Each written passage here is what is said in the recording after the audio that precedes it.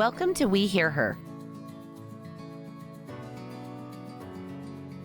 I am Erin Trenbeth Murray. And I am Jennifer Bean. We're here today with another amazing woman who's sharing her story and insights to lessons learned. Hello, everyone. I'm Jennifer Bean, and I'm so excited to be with Kat Falcone today. So, I know Kat because we work together. We're not on the same floor in the Ken Garff building, but I'm so happy that our work allows us to rub shoulders every now and again. And I'd just like to ask you, because I know a few tidbits about you as a mom, your expertise in media, but tell me, how did you land in this chair beside me today? I think there was a lot of arm twisting. Oh, you're one of those, huh?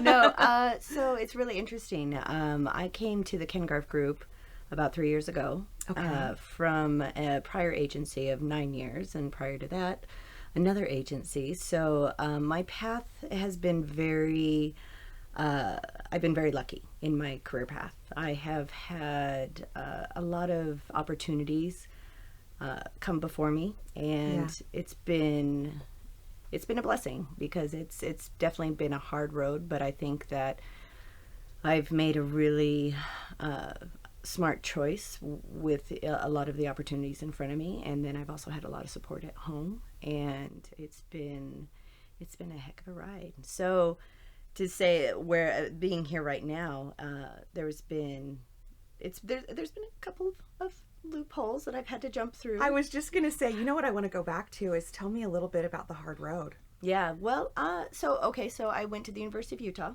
Go Utes. Go Utes. We love that. Yes. And when I graduated, like most graduates, they have no idea what they're going to do. Thank you. Yes. I felt the same way. Well, and the thing is, I changed my major 4 times. I can't even remember. Are you still doing what you graduated? I graduated in organizational communication with an emphasis on marketing. So you're nailing it. I'm not doing anything like the social work degree I earned after 4 years, but at least you have that knowledge. So in case one of these days, just in case. Yeah, no. But then from there, it's like I literally looked at the classifieds. Yes, that's kind of aging me, but I looked at the paper and I was like, what am I going to do? In the physical paper you're talking about. Paper, yes. And I was just going through line by line, like, I have no idea. And marketing, there was this one group that said marketing. I'm like, I can market. That's what my degree's in. And I ended up going to this place, and I was like a government specialist for their multimedia packaging firm. It was horrible. And it was a very conservative company, and they had me as one of my interview processes do a big presentation. Well, at the time, I'm working at Uinta Brewing in their marketing department. Oh. So I did a whole presentation on how to make beer. I love that. In Utah? Yeah. Well, and I think one of them was a bishop. And so I had, I don't know, I mean, and it was all men, and it was like 8 men in one room, and I'm presenting how to make beer from scratch. Right. And I got hired, and then I got hired, and I was in this position. I'm like, I don't even know what I'm doing. Like I was supposed to help them with government certifications, 8A certifications, hub zone certifications, so they can get all these different contracts because it was a minority-owned company. Oh, okay. And luckily, I knew a little bit about that because my dad, and his wife worked in government forever getting contracts. And so I knew enough to be dangerous, but not enough to like really have a job title. A little reckless, shouldn't be trusted yet. No. So I worked that for a little bit. It was actually funny the day that what is it? Oh my God, I can't even think of it. Oh, 9/11 happened. Yeah. I was supposed to go up to Hill Air Force Base that morning. Oh. And my boss, God bless him, he was just like, okay, well, that's over. You need to get back to work. It's like, you don't understand what just happened here. So needless to say, that was a very short-lived piece of my career. Yeah. But from there, I got into media. I remember one morning I was going to work and there was a radio remote, and I'm like, that looks so much better than what I'm doing. So is it still in marketing? Yeah, because I could do that. It's still in marketing. So from there, I got into radio. I was lucky enough to do that for a couple of years, and then I realized I really suck at sales. Like, I am horrible at it. There was no That way. surprises me, actually. Well, I was young, and I didn't, and it was back in the day too, where you literally got a phone book. Oh, And they're and like, you just went down, not a lot of personal touches along the way or relationships being built. no, it's just like you cold call until you can get in the door. Once you get in the door, you present anything you can to them, and then you do all this work, and then they still say no. And you cross your fingers. Yeah.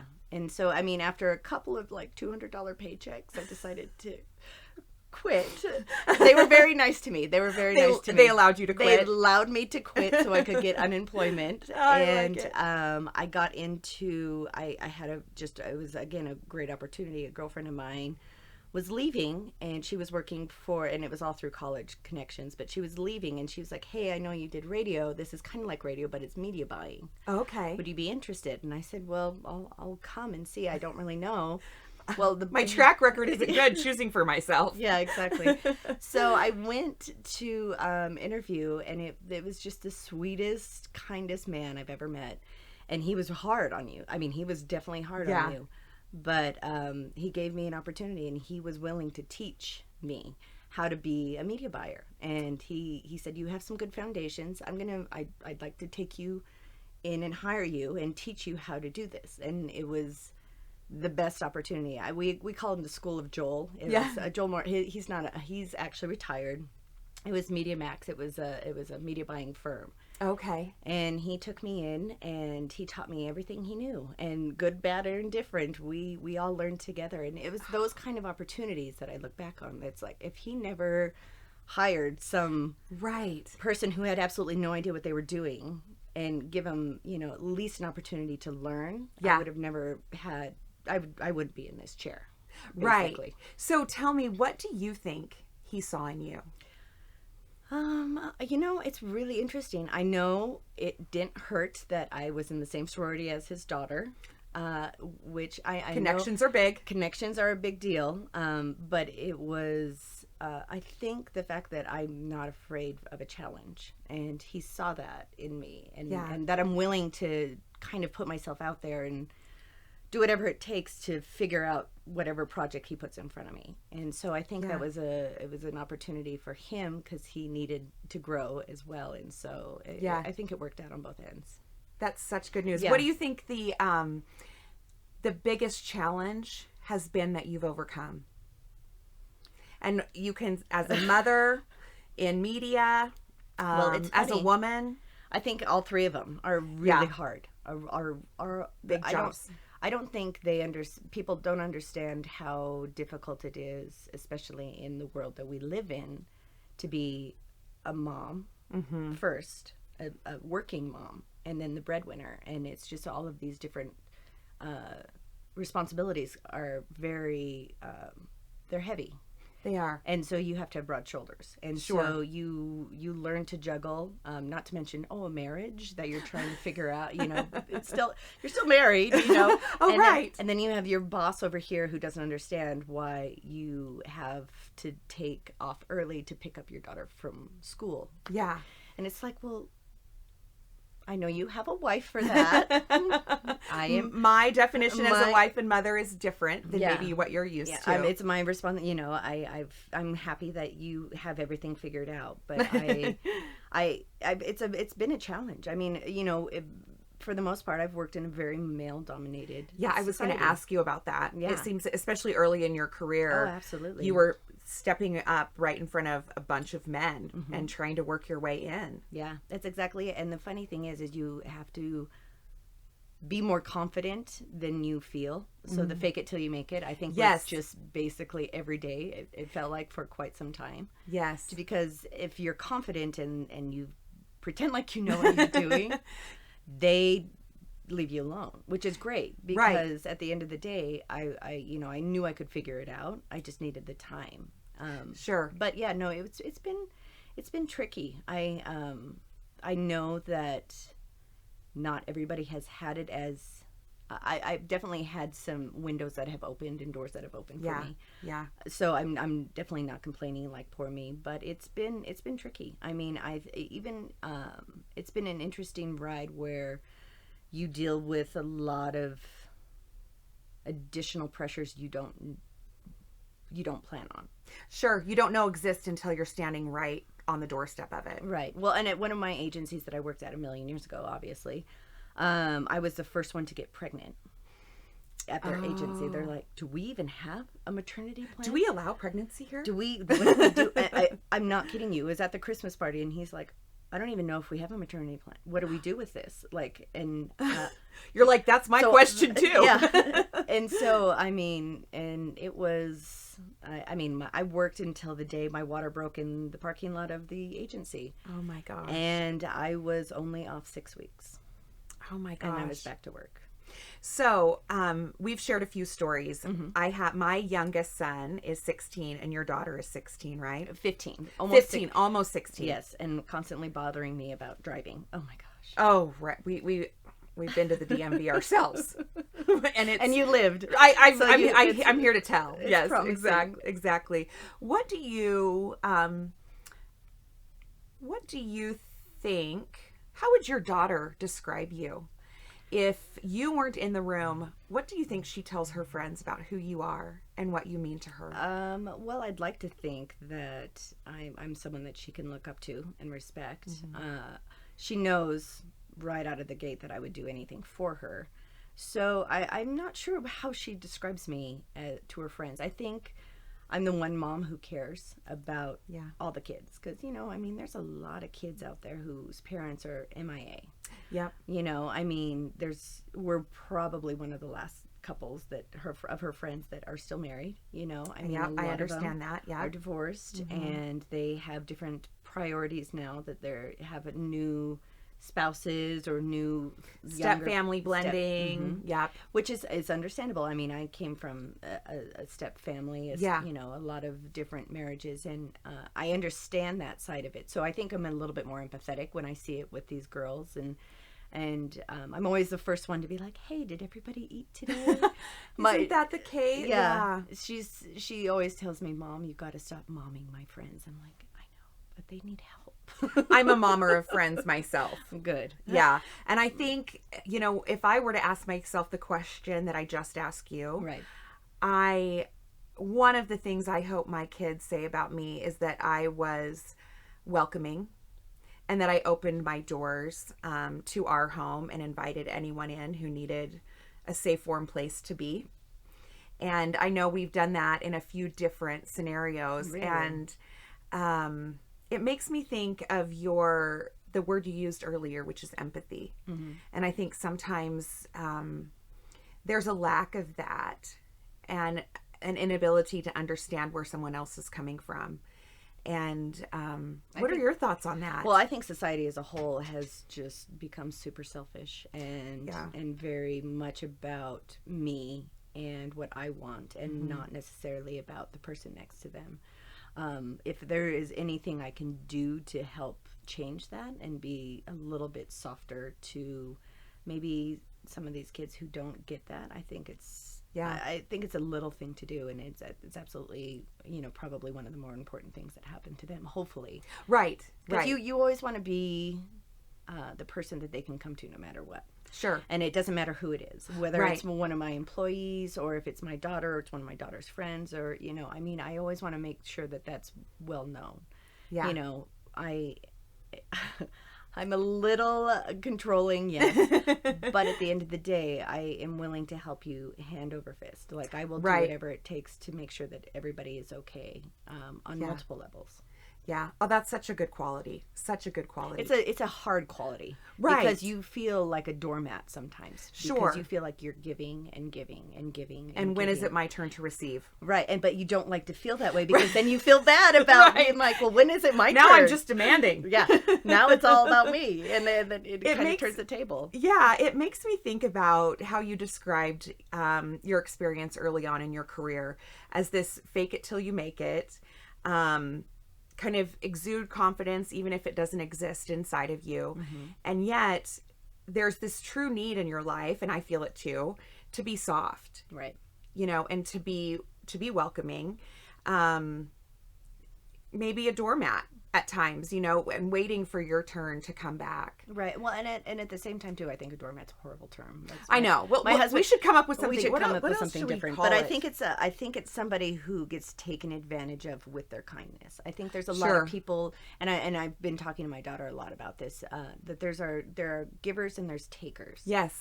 And I find myself giving way more than I take. Sure. And there's always going to be those people who surround you that are willing to take whatever you're giving. Right. Without a thank you, without anything, and it's very draining. And so I always try to tell my daughter when we notice this, because I'm trying to help myself be better. But it's like when you notice it, stop giving and see what happens. Right. It makes me think of something that I think is the differentiator and moves me away from that doormat term, and that's self-awareness. Right. Right. And it's the ability to say, I want to give freely, and I feel like I have my cup full enough that I can do so. Right. But I also want to be aware enough to know that when I'm giving too much, how I've crossed a boundary for myself. Well, and it's not always easy to see. Sure. And it's usually, hindsight. Right. Too, right? This whole learning and growing. It is always hindsight, because you're like, only if I knew right then I would have stopped it. I should have never done that. Yeah. Yeah. No, exactly. But I think it's a good thing to be self-aware, but I also want to make sure that with the kindness that I'm trying to exude and teach my daughter, I also want to let her know that it's okay to say no, and it's okay to be strong, and don't feel like you have to do anything you don't want to do. I mean, and I don't think that was ever taught to me as a child, and especially certainly never as a young said girl. out, and not said out loud. Right. And that's my experience too. I think it was, maybe hoped for, right, but not really practiced. So it's a whole new style of role modeling, I feel, than what I received as a child. Well, and I think there's, especially, and again, I sound so old, but it's like with the internet and all the information that they're exposed to at such a young age. Yeah. They're so much more mature. Oh. It's just crazy. We've asked them to be older than they are time and time again. Right. But then there's other times where I watch her and I'm going, okay, at 15, I was basically, because I had younger siblings, I was taking care of everything. Had a job. I had all this stuff. And I look at her and she can't remember to take her cup out of her backpack and going, right. Like, am I teaching them everything? Yeah, they need I don't to know? think I am. I think there's a big, I'm trying to teach them all of this stuff, and it's like, but basic common sense is just lacking. Oh my gosh. Right. I hear you. But they're good people. They're good kids. Yeah. We're going to be fine. I know. Right. That's the mantra I keep saying too. What do you think, about the choices you've made so far? Is there any one that stands out that pivoted you into the direction you're in right now? Big or small. Sometimes I think the little choices that I make along the way made a huge difference. Well, and it's funny because there are moments that you look back on, again, hindsight, that you go, well, if I only did this. I was at an agency, and they had just hired a new media director. So I was just a buyer. Okay, gotcha. And they hired a new media director, and she was a very interesting woman to the point where I did not agree with her policies. I did not like the way she treated people. She was a very much, I'm going to make people cry and it makes me feel good. Kind of gives me power. Yes. And I demand respect, not earning it. And so right out of the gate, I just did not care for this woman. Right. And instead of taking the high road and be like, hey, maybe we should grab some coffee. Maybe I don't feel Let's like we're chat more. Yeah. No, it was I'm going to ignore her and I'm going to talk behind her back and I'm going to do this. Well, needless to say, did it go well? No, it didn't go well. It didn't go well. So I was maybe asked to not be a buyer at that agency after a little bit. And hindsight, that's what I looked at it. It's like, maybe I should have been Not at the time. It's taken many years. Sure. Some maturity. It's a maturity, but like maybe I should have been the bigger person and done something. But at the same time, when I left that career or left that one agency, I was actually interviewing with another agency, and they were just trying to get a feel of where I was at in my career. And I said, well, actually, I'm no longer with this agency. And it took about 2 days and they made me an offer. So I was technically really unemployed for like a week, which was crazy. And scary. But not really, because it was one of those things where it wasn't my job performance. It was it was a personality. Sure. And so it never really affected my career because they could look and see everything I had done for that agency. And so, not to say that you should always be insubordinate to your boss, but I think there's a lesson to be learned that you need to stand your ground. I mean, if you don't agree with them, and maybe not to the immature stance that I did, but I think if there's something that you don't agree with or that you see that's wrong, I don't think there's anything wrong with standing up for saying, hey, this is not okay for me. Yeah. And you know, if it doesn't work out, it doesn't work out. Right. It actually opened up a huge door for me, and I became very much more advanced in my career because of that situation. So again, I mean, it's been very serendipitous, my career path. When one door closes, another one opens. And every time it's opened, it's been just, I pinch myself. Right. So. Well, and I think about the choices, and this example is one that definitely where you're grateful that you didn't get what you wanted, what you set out for. And I think it's an excellent example of learning, failing fast and moving forward. So learning, and without that opportunity and without making that choice to address that situation like you did, you wouldn't know where you stood. Right? Exactly. Well, and the funny thing is too, I mean, don't get me wrong. When I left, I was devastated. And I'm like, what am I going to do? What have I done? Yeah. And again, my support at home was always concrete. Like he said, and I have to give my husband a lot of credit here because he's always been very much my cheerleader. Yeah. He's like, you got this. You don't even have to worry about it. You have so much knowledge and you have all of these things going for you that you just need to go forward. Right. Just stop. Because I'd sit and I'd sulk, and he's like, you got this.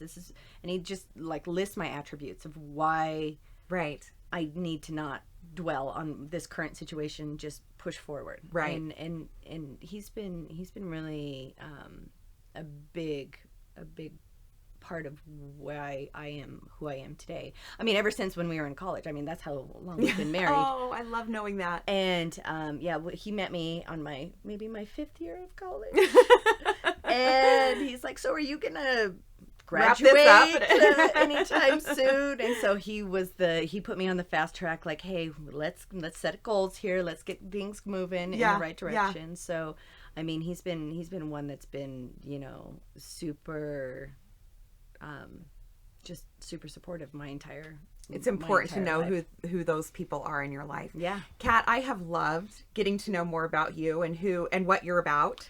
too. And yeah, I know, right? Nice. It has been good. I wish we could carry it on over coffee, but thanks again, Kat, for sharing what you bring to women who succeed in this conversation this morning. Thanks so much. Thanks, Jennifer. You bet. Thank you for taking time to hear her. Join our efforts and learn more at womenwhosucceed.org. A big thank you to our sponsor, the Clark and Christine Ivory Foundation.